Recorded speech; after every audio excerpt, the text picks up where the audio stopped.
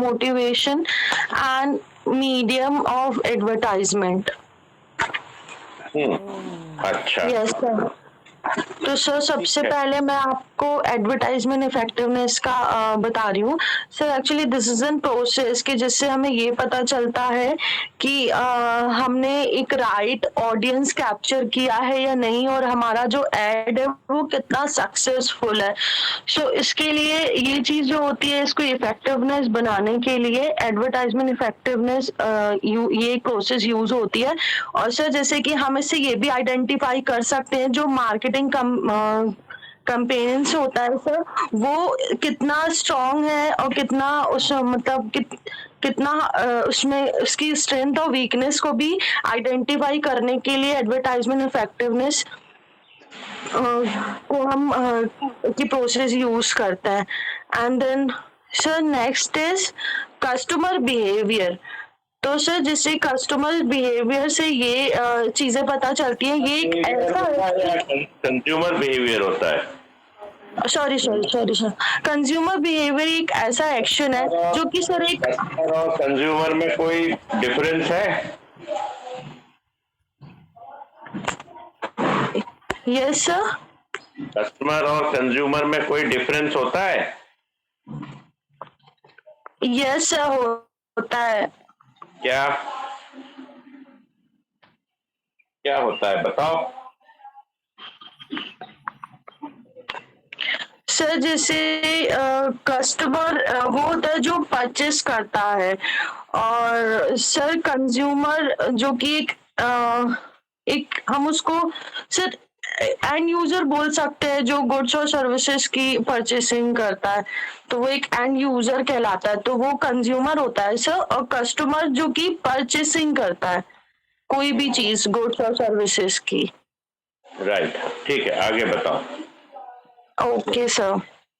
तो sir my next topic is customer behaviour. So this is an action कि like जिसका एक decision process, हम ये डिसीजन प्रोसेस पता चलता है कि जो भी लोग हैं सर वो क्या परचेस करना चाहते हैं गुड्स और सर्विसेज में, और इसमें उनका जो बाइंग बिहेवियर है उससे हमें ये पता, इसकी स्टडी से ये पता चलता है सर कि उनका जो प्रोडक्ट और सर्विसेज को लेके क्या डिसीजन है, और सर वो क्या वो सेटिस्फाई है कि नहीं, उनकी नीड फुलफिल हो रही है कि नहीं।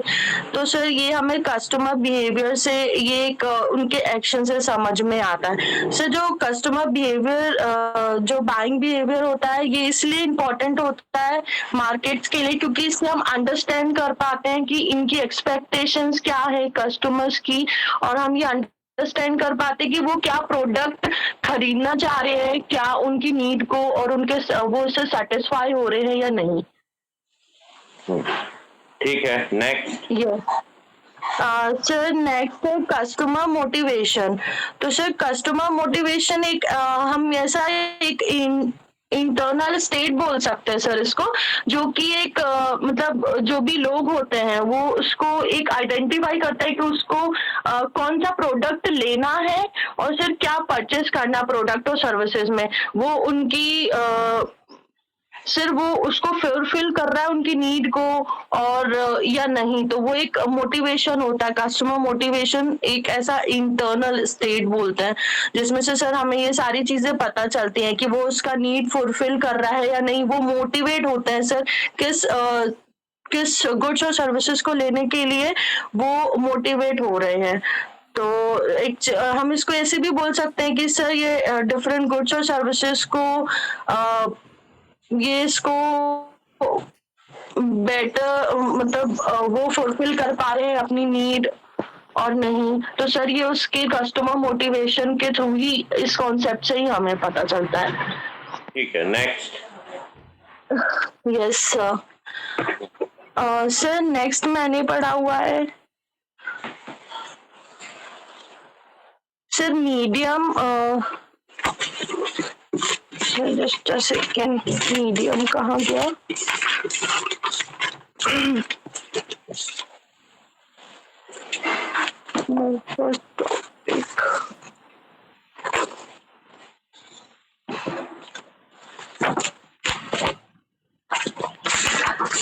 सर जो मीडियम होता है एडवर्टाइजमेंट का, सबसे पहली चीज तो सर जो एडवर्टाइजमेंट होता है उसको शो करने के लिए सर इसको हम जब शो करते हैं इसको ओरली भी शो कर सकते हैं और रिटर्न में भी, मतलब ऐसा कुछ नहीं है कि एडवर्टाइजमेंट को केवल देखा जा सकता है सर। एडवर्टाइजमेंट ऐसी चीज है जिसको हम टीवी और किसी भी चैनल के थ्रू, किसी भी रिटर्न मतलब हम ये बोलेंगे किसी भी प्रेस एडवर्टाइजमेंट के थ्रू भी हम एडवर्टाइजमेंट को देख सकते हैं। इसका जो सर जैसे मीडियम होता है एडवर्टाइजमेंट का सर, इसके प्रेस एडवर्टाइजमेंट और इसमें सर ऐसे बहुत से मीडियम्स आते हैं जिसमें कि न्यूज़पेपर होता है, मैगजीन एडवर्टाइजमेंट होता है और सर पोस्टर्स, ऐसी बहुत सारे सोर्सेज यूज किए जाते हैं एडवर्टाइजमेंट के लिए, जिसमें कि on the mean of transport और मतलब लाइट्स वगैरह, किसमें क्या हमें पिक्चर्स पुट करनी है, लेटर, नोटिसेस, डायरी, सर ये सब चीजों के थ्रू भी एडवर्टाइजमेंट होते हैं। और अगर हम इसका एक अलग एक मीडियम देखें इन सब के अलावा एक्सेप्ट दिस, तो सर इसके अलावा भी रेडियो और रेडियो के अलावा टेलीविजन, सिनेमा, लाउड स्पीकर, यहाँ पे भी हम एडवर्टाइजमेंट करते हैं। तो this is the medium of advertisement sir. अच्छा ठीक है, ओके फाइन। आप अपने सारे असाइनमेंट और भी ऑनलाइन जमा कर दीजिए, फिर आके 28 को फिजिकली हमें दे दीजिए, ठीक है? सर जो आपने अभी पॉइंट्स बोले हैं सर उसको रिटर्न में भी लिख के आपको देने हैं और अभी उसको फिर से अगेन सबमिट करने हैं। जी हाँ, ठीक है। Okay sir, yes sir. Okay okay, हाँ हाँ मिस्टर सौरभ, कोई प्रॉब्लम है सब्जेक्ट में? नो सर, कोई प्रॉब्लम नहीं है। No sir. सब्जेक्ट में कोई, हाँ सब्जेक्ट में आप तो अपना दे चुके हैं ना 4 टॉपिक्स? जी सर, मैंने अपना दे चुका हूँ, फर्स्ट डे सबमिट कर दिया था। अच्छा अच्छा अच्छा, ओके। और अभी कोई प्रॉब्लम है सब्जेक्ट में किसी को भी? Shadab, Archana, Saurabh? No sir. Okay sir yes sir. Sir मुझे एक पॉइंट समझना था सर आपसे। पूछो।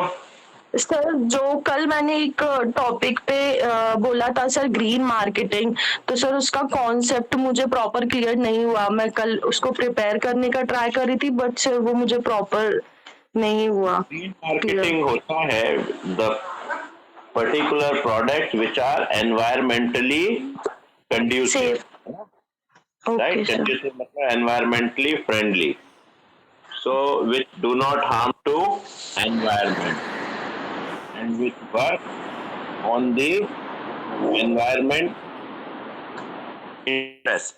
Okay, which work on the environment interest. Voice आ रही है?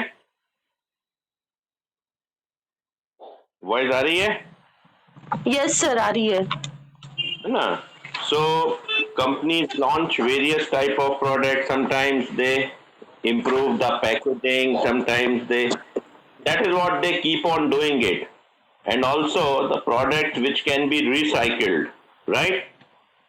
Okay sir. And technically the products are green which do not harm our ozone layer. You know हम लोग, so how we are protected? Because the ozone is there, the ozone layer is there in the environment, right? Yes sir. Right. So that's why we prefer CNG over fuel. We prefer electric vehicle over fuel because this is going to save our pollution. This is going to environment.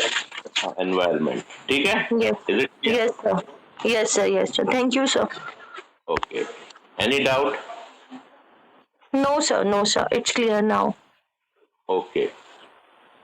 Fine. Then you can leave and start preparing. So अब now there will be no class from my side. अगर किसी को कुछ समझना है तो one can just do it. Okay. Thank you sir. Thank you sir. Okay. Thank you.